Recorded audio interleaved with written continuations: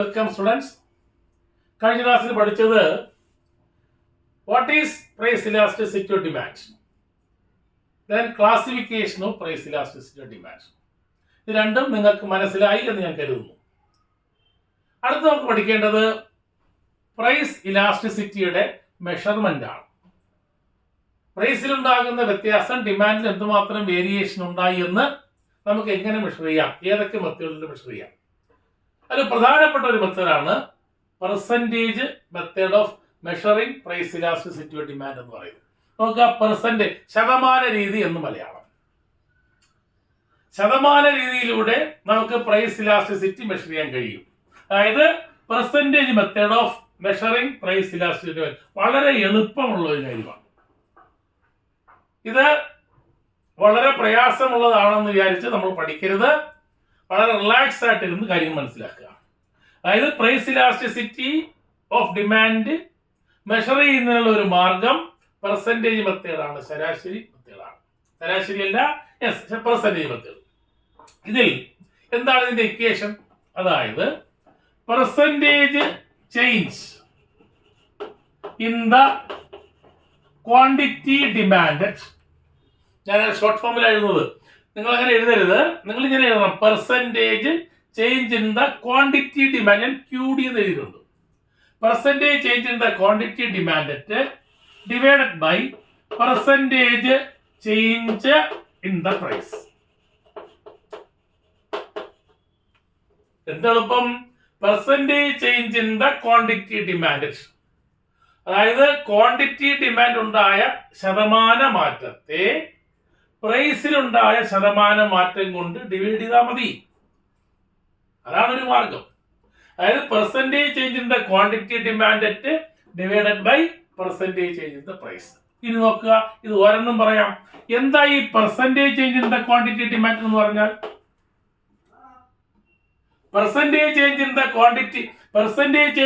Quantity demand എന്ന് പറഞ്ഞാൽ എങ്ങനെ എഴുതും? അതായത് ചേഞ്ച് ഇൻ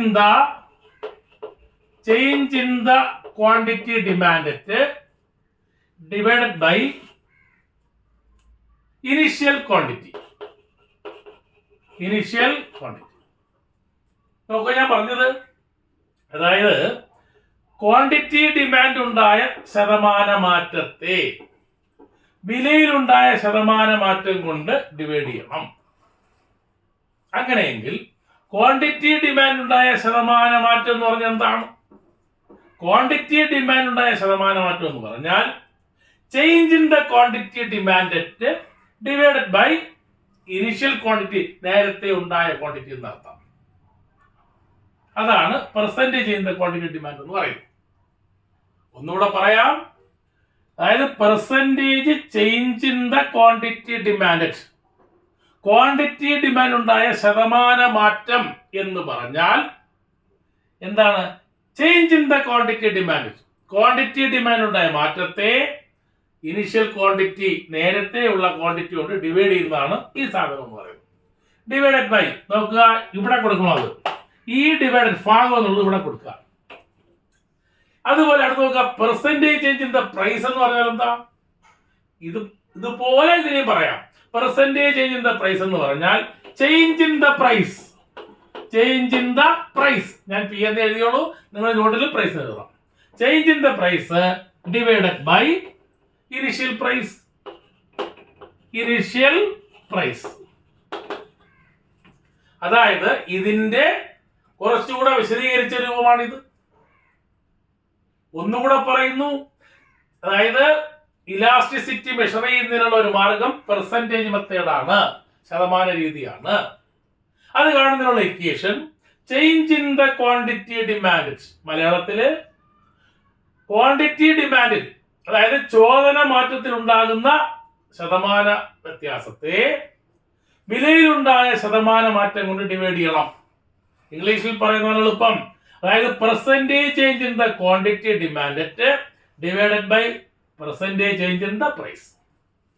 ഇനി ഇത് ക്വാണ്ടിറ്റി ഡിമാൻഡ് ഉണ്ടായ പെർസെൻറ്റേജ് ചേഞ്ച് എന്ന് പറഞ്ഞാൽ ചേഞ്ച് ഇൻ ദ ക്വാണ്ടിറ്റി, ഇവിടെ പെർസെൻറ്റേജ് ഇല്ല, change in the quantity demand by initial quantity. ഒന്നുകൂടെ പറഞ്ഞാൽ ഒരു ഉദാഹരണം നോക്കുക. അതായത് ഒരു സാധനത്തിന്റെ വില 10 രൂപയായിരുന്നു. 10 രൂപയായിരുന്നപ്പോൾ അയാൾ 20 എണ്ണം വാങ്ങി. 10 രൂപയായിരുന്നപ്പോൾ പ്രൈസ് 10 ആയിരുന്നപ്പോൾ അയാൾ 20 എണ്ണം വാങ്ങി. എന്നാൽ പ്രൈസ് 20 ആയപ്പോൾ അയാൾ അത് 10 എണ്ണം വാങ്ങി. നോക്കുക, 10 രൂപ ഒരു സാധനത്തിന്റെ വില 10 റുപ്പീസ് ആയിരുന്നപ്പോൾ വാങ്ങിയ ക്വാണ്ടിറ്റി 20 നമ്പറാണ്, 20 എണ്ണമാണ്. എന്നാൽ വില 10 നിന്ന് 20 കൂടിയപ്പോഴോ വാങ്ങേണ്ട എണ്ണം കുറഞ്ഞു. അങ്ങനെയെങ്കിൽ നമുക്ക് ഇതിനെങ്ങനെ എഴുതാം? നോക്കുക, change in the quantity demand. ഇവിടെ ക്വാണ്ടിറ്റി ഡിമാൻഡ് ഉണ്ടായ മാറ്റം എത്ര? ക്വാണ്ടിറ്റി ഡിമാൻഡ് ഉണ്ടായ മാറ്റം എത്ര? വില 10 നിന്ന് 20 ആയപ്പോൾ, വില 10 നിന്ന് 20 വർദ്ധിച്ചപ്പോൾ change in the quantity demand എന്ന 10 ആണ്. ഡിവൈഡഡ് ബൈ, നോക്കുക, ഇനിഷ്യൽ ക്വാണ്ടിറ്റി എത്രയായിരുന്നു? 20 ആയിരുന്നു. അതായത് ഇനിഷ്യൽ ക്വാണ്ടിറ്റി എന്ന് പറഞ്ഞാൽ 10 രൂപയായിരുന്നപ്പോൾ ആദ്യം വാങ്ങിയത് 20, അതാണ് ആദ്യത്തെ ക്വാണ്ടിറ്റി. ഇപ്പൊ വില വർദ്ധിച്ചപ്പോൾ എന്ത് ചെയ്തു? കുറച്ച് വാങ്ങിയാണ്, അതാണ് ചേഞ്ച് ഇൻ ദ ക്വാണ്ടിറ്റി. അതായത് 10/20 എന്നർത്ഥം. അതാണ് ഞാനിവിടെ എഴുതിയത്. ചേഞ്ച് ഇൻ ദ ക്വാണ്ടിറ്റി ഡിമാൻഡിനെ ഇനിഷ്യൽ ക്വാണ്ടിറ്റി കൊണ്ട് ഹരിച്ചു എന്നർത്ഥം. എന്ന് വെച്ചാൽ 10/20 എന്നർത്ഥം. അതാണ് percentage change in the quantity demand എന്ന് പറയുന്നത്. അതായത് percentage change in the quantity demand എന്ന് പറഞ്ഞാൽ change in the quantity demand by initial quantity.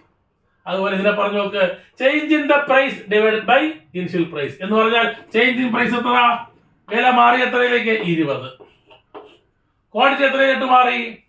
Sorry, initial price change in price എത്ര? 20. നേരത്തെ പ്രൈസ് എത്ര? 10. രണ്ടും പ്രൈസ് തന്നെയാണ്. മാറിയ പ്രൈസ് 20, നേരത്തെ പ്രൈസ് 10.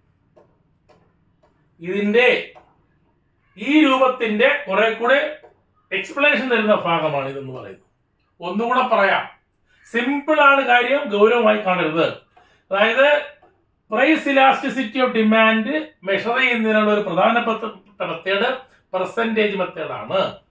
പെർസെന്റേജ് മെത്തേഡ് അനുസരിച്ച് കാണുന്ന equation percentage change in the quantity demand divided by percentage change in the price. Percentage change in the quantity demand എന്ന് പറഞ്ഞാൽ change in the quantity demand divided by initial quantity. Percentage change in the price എന്ന് പറഞ്ഞാൽ change in price by initial price. ഇനി നമുക്ക് equation ആയിട്ട് എഴുതിയാലോ? Change in the quantity demand, change നമ്മൾ ഉപയോഗിക്കുന്ന ഡെൽറ്റ എന്നാണ് വായിക്കുന്ന delta. Change in the quantity demand delta Q by initial ക്വാണ്ടിറ്റിക്ക് ക്യൂ എന്ന് കൊടുത്താൽ മതി, divided by change in price delta P by initial price P. അതായത് delta Q change in quantity by initial quantity Q divided by change in price delta P by P. കണ്ടല്ലോ. ഇനി ഇതിനെ നമുക്ക് ഇങ്ങനെ എഴുതാം. ക്രോസ് മൾട്ടിപ്ലിക്കേഷൻ വരുമ്പോൾ delta Q by delta ഇപ്പുറത്ത് വരുന്നു ഡെൽറ്റ പി. നോക്കുക, ഡെൽറ്റ രണ്ട് ഡെൽറ്റ ഈ ഭാഗത്തേക്ക് കൊണ്ടുവരിക, delta Q by delta P. അപ്പം എന്ത് ചെയ്യും? ഈ ഡിവിഷൻ ഇൻറ്റു ആയിട്ട് മാറും. അടുത്തെന്താ? ഈ ക്യൂ ഇപ്പുറത്ത് വരും, ക്യൂ ബൈ പി. നോക്കുക, delta Q by Q divided by delta P by P. അതായത് change in the quantity delta Q, initial quantity Q, change in price delta P, initial price P. Delta Q by Q divided by delta P by P is equal to cross multiplication എന്ത് ചെയ്യുന്നു? Delta Q by delta P. Into കഴിഞ്ഞാൽ ഈ Q അപ്പുറത്ത് വന്നു, Q by P. ഇതാണ് ഇതിന്റെ equation എന്ന് പറയുന്നത്. ഇത്രയേ ഉള്ളൂ. ഞാൻ കൂടുതൽ പ്രാവശ്യം പറഞ്ഞ് കൺഫ്യൂഷൻ ആക്കിയതേ ഉള്ളൂ. സിമ്പിൾ ആയിട്ടുള്ള കാര്യമാണിത്. വളരെ സിമ്പിൾ ആയിട്ട് മനസ്സിലാക്കേണ്ട കാര്യങ്ങളാണ്. ഈ ഇക്വേഷൻസ് വളരെ ഭംഗിയായിട്ട് ബുക്കിൽ എഴുതിയിട്ട് 2-3 പ്രാവശ്യം നോക്കിയാൽ മതി, മനസ്സിലാകും കാര്യം എന്താണെന്നുള്ളത്. അതായത് measurement of price elasticity of demand, percentage method, easy. Percentage change in the quantity demand divided by percentage change in price. ഇതിന്റെ explanation percentage change in quantity by initial quantity. ഇതിന്റെ explanation change in price divided by initial price. ഇതിന് നമ്മൾ ഈ ഇക്വേഷനെ ഈ രൂപത്തിലാക്കുന്നു. Change in quantity delta Q, initial quantity Q, change in price delta P, initial price P, cross multiplication delta Q by delta P. ഈ delta Q ഇത് ഇപ്പുറത്ത് വരും, അപ്പോൾ ഇവിടെ ഇൻറ്റു ആവും. ഈ Q ഇപ്പുറത്ത് പോകുന്നു, Q ബൈ P. ഇതാണ് അതിന്റെ ഇക്വേഷൻ. ഇനി അടുത്തത് ഒരു ലൈൻ, അതായത് ഒരു ഡൗൺവേർഡ് സ്ലോപ്പിംഗ് ലൈൻ വരച്ചിട്ട് ഇതിന്റെ ഒരു മെഷർമെന്റ് കാണിക്കുന്ന രീതിയാണ്. ഒരു ചെറിയ ഗ്രാഫ് വരച്ചാണ് അത് മനസ്സിലാക്കേണ്ടത്. അത് നമുക്ക് നെക്സ്റ്റ് ക്ലാസ്സിൽ സ്റ്റഡി ചെയ്യാം. Okay, thank you.